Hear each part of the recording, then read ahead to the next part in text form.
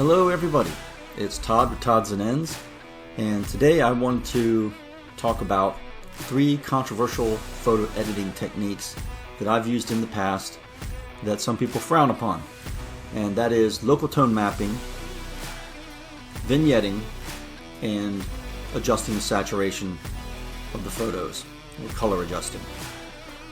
I don't think people have as much grief with or take exception to recomposition photos, cropping them, or even maybe lightening or darkening them with your contrast and brightness a little bit. But these other 3 seem to really be hot buttons for people. So I'm going to start off with the first one, local tone mapping. I'm going to start off with this photo that I took here with my Nikon D70 back in 2009 in Utah at the San Rafael Swell. It's a beautiful place if you're ever out that way. It's a little roadside rest area type thing. You pull off and there's some rocks that you can climb on and look around, and that's what this picture is right here. So local tone mapping, to do that you're going to go up to Enhance Photo, local tone mapping, and there you go. You can see what it does. It drastically increases the contrast and brings out the shadows and things, and really changes the photo to make it more dramatic. You can increase the strength and it gets a little ridiculous. Makes it look a lot more like a painting or watercolor. You can turn it way down so that it hardly does anything at all. You can adjust your block size, make the blocks large, make the blocks smaller.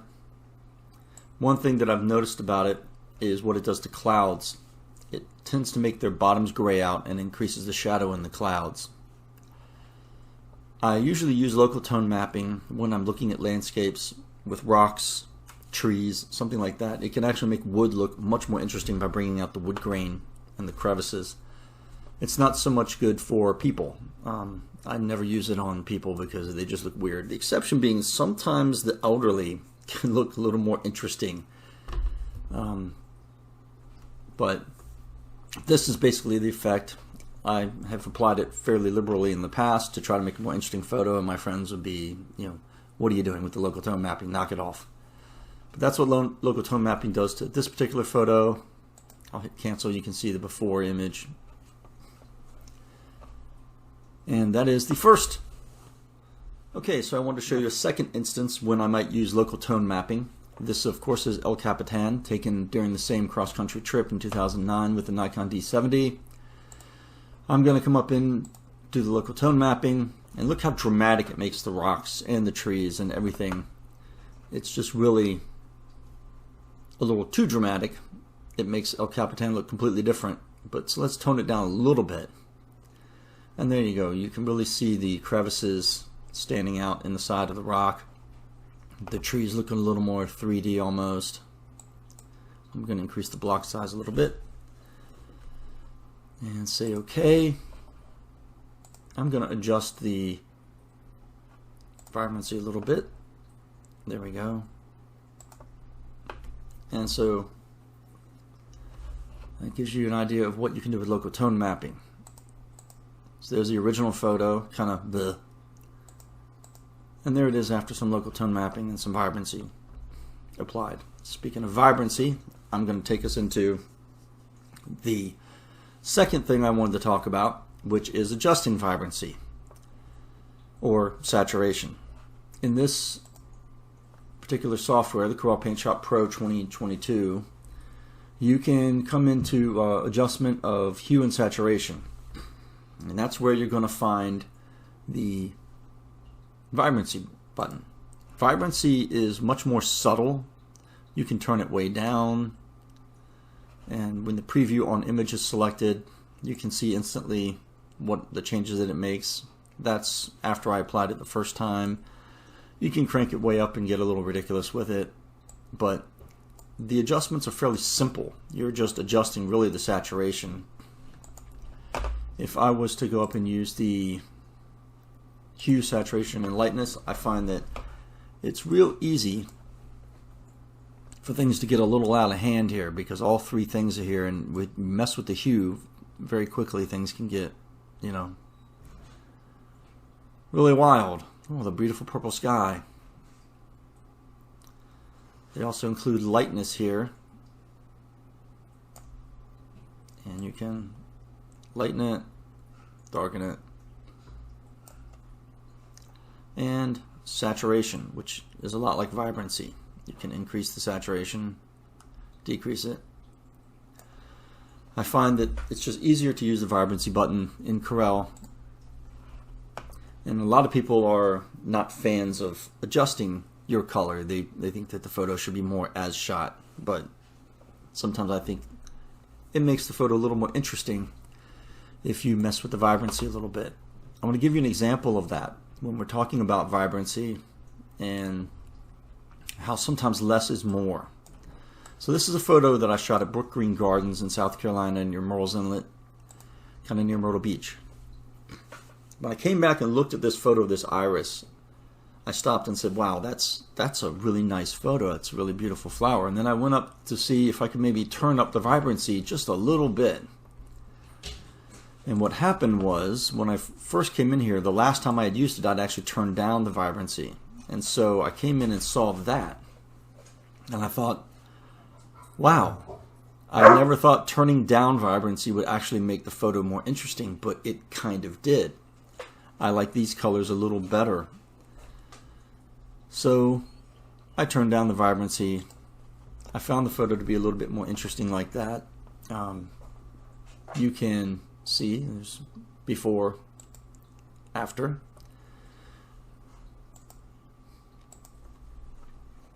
Then the next thing that I did with it is the third thing we're going to talk about.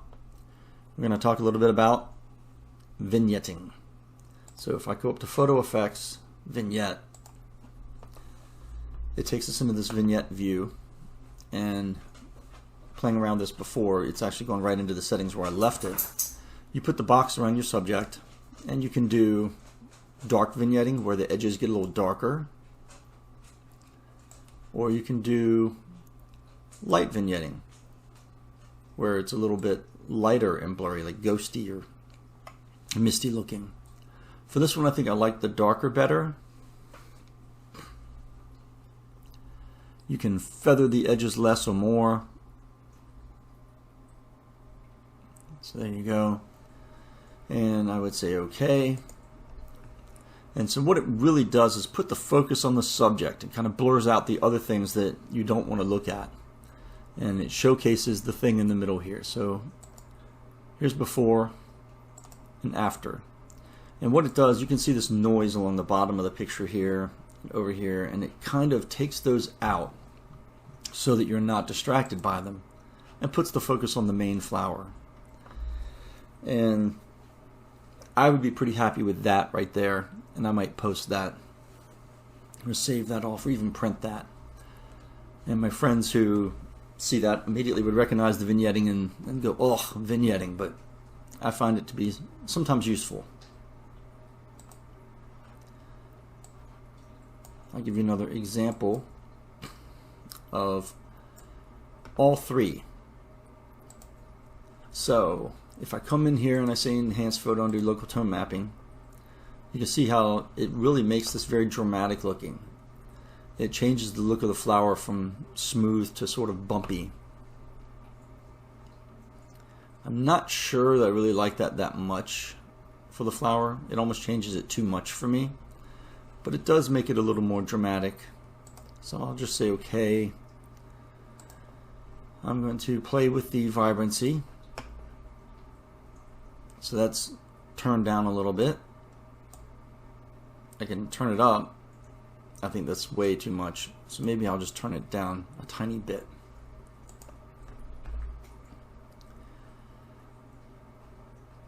Then I'll go to Effects, Photo Effects, Vignette. I want to make this maybe a little bit bigger.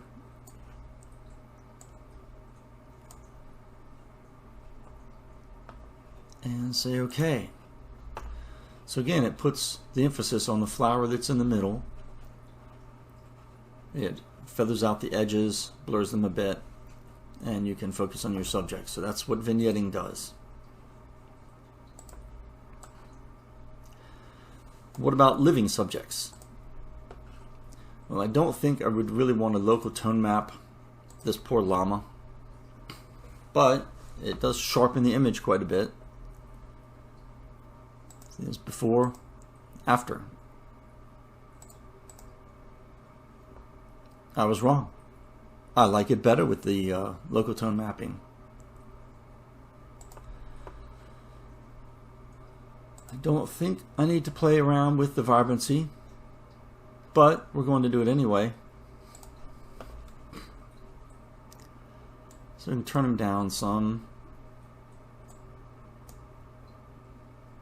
Turn it up. Really make the greens green. Look at them pop now.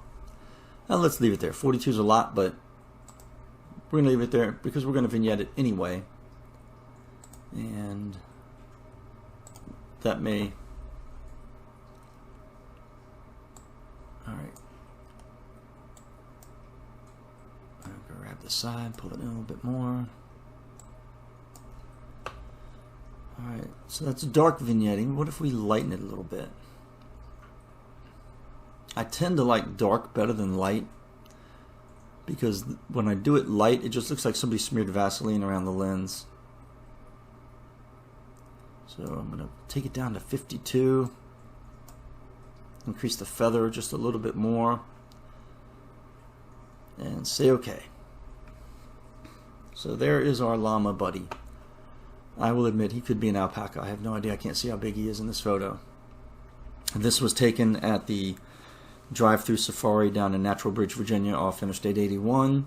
It was our first stop when we did our cross-country drive in 2009. It's taken with the D70. And I highly recommend stopping by there sometime if you want to see some pretty cool animals. They're very friendly. Perhaps a little too friendly in some instances. But there he is saying hi there. And now, if I go before, after, you see it kind of makes a little more dramatic photo centered on him. Alright. Here's a photo from Chincoteague, Virginia.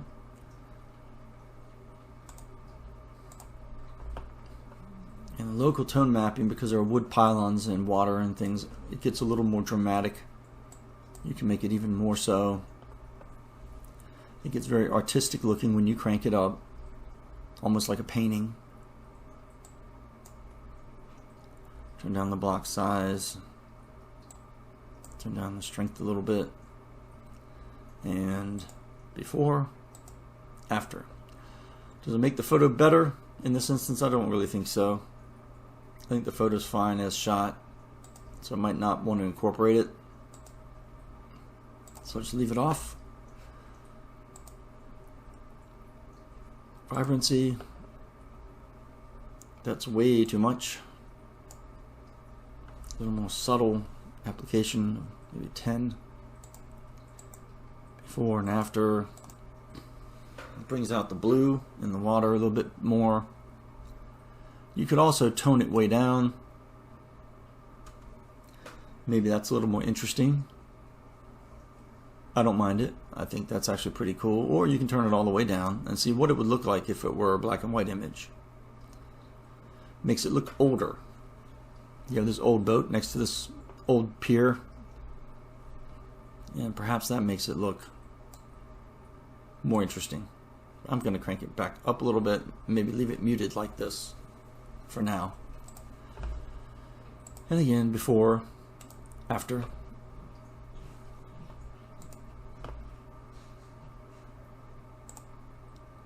Okay, here's an image that I shot up in Maine on the coast. It's a pretty famous lighthouse. I think it's up near Portland, Maine. And this was the original photo. When I first looked at this, I thought, you know, this photo could use a little bit more, what? Vibrancy. Let's crank up the color just a little bit. Maybe 14. Let's really get the blue in the sky coming out. That might be about as much as I can get away with. It's okay. Because there are rocks present and the stone surface of the lighthouse, it lends itself to local tone mapping. So I'm going to turn that on. There we go. There's a lot more depth there. I think the image looks cooler. Those rocks look a little more jaggedy, like you really wouldn't want to fall off that cliff and hit those jaggedy rocks. And there you go. So, do you think it's cheating to take a photo and mess around with it like this? You can let me know in the comments down below. I don't have a problem with it. I think if you're making a more interesting photo, you do what you have to do. So the last thing I want to show you is a photo from my wedding rehearsal dinner of my bride-to-be and how I would fix something like this. So this is a scanned image. I took the film negatives that we had and I scanned them on a scanner. And the first thing I would do is come in and crop out the lady next to my wife.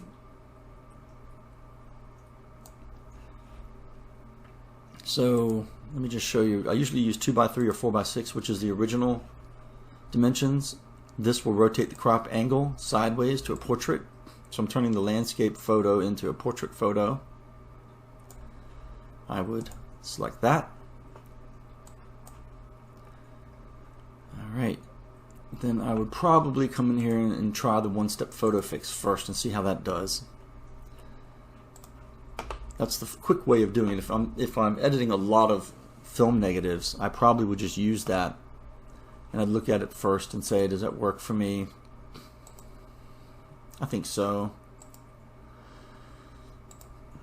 And then the next thing I would do is I would come in here and fix all these marks on the film negative. I would come over on the side over here to scratch remover. You can see there's clone, smart clone, object remover, and scratch remover. I would select scratch remover, and the way it works is you simply drag this over the scratch you want to get rid of. You can control the width here, make it bigger. Whoa, that's really big. Or you can make it smaller if you need to zoom in.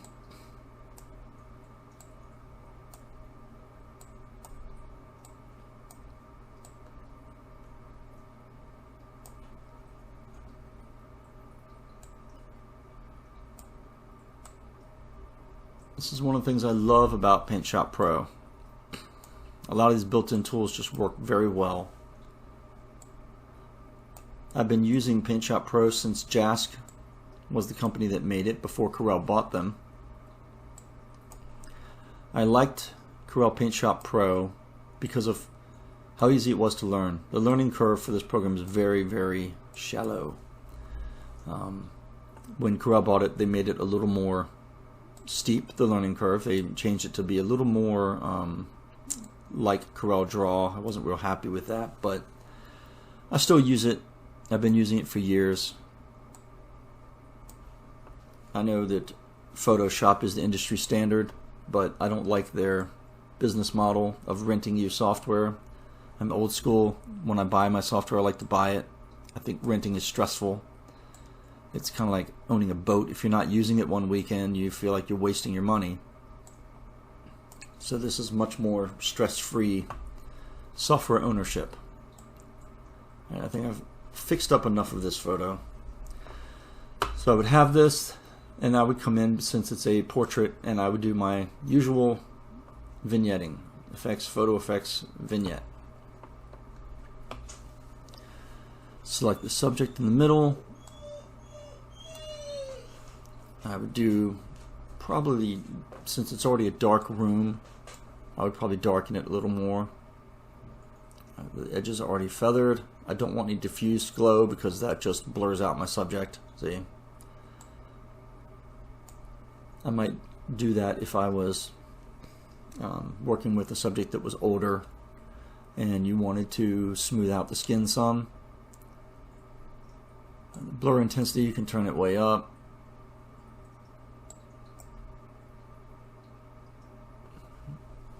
And I'll say OK. And there we go. And there's the before and the after.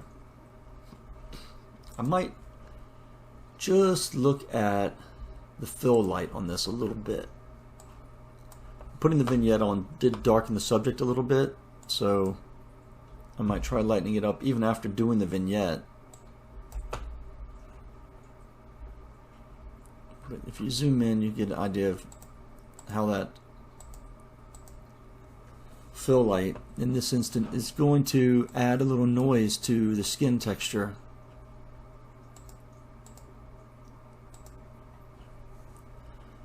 So I'm going to turn it down quite a bit.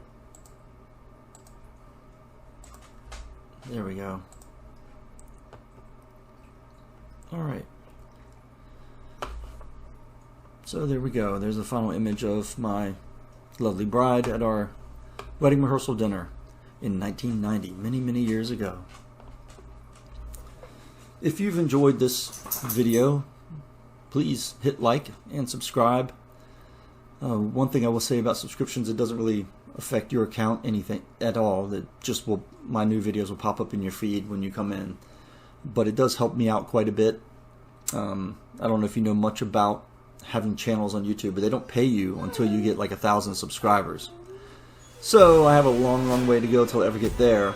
And once I get paid, then I can start doing more, taking trips and things like that, and be encouraged to make more videos. So I would appreciate if you can help me out and hit subscribe and hit like.